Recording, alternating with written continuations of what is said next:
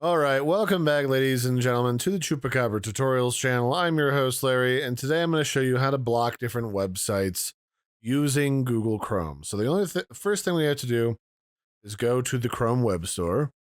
So we'll just type in the Chrome Web Store and go inside of here. And while we're inside the Chrome Web Store, we're going to look up an extension called BlockSite, which does exactly what you think it does. This one down here, BlockSite. We're just going to add this to Chrome. We're just going to click Add Extension and give it permission to add that. So now with that extension installed, you can go to a website like Tumblr.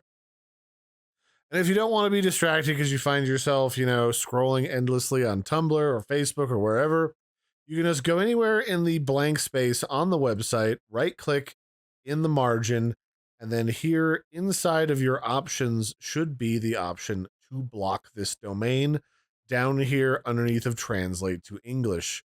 So bingo bang, Tumblr is now blocked so that you can either use this to keep other people on your computer from accessing Tumblr or yourself to help cut down on distractions, whatever you want to use it for.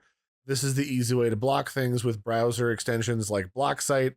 And if you don't want to use that one, there's a whole bunch of other extensions that all basically do the same thing. If for whatever reason you want to unblock this website and you don't want to fully remove this extension, you can just go inside of the extension options for BlockSite. Just go to this little three buttons here underneath of your extensions. They're in this little puzzle piece here at the top here.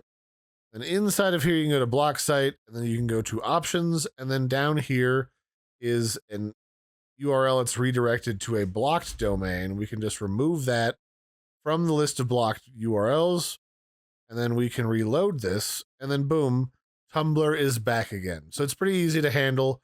I hope you found this tutorial helpful, and I'll catch you next time. Bye, everybody, and have a good one.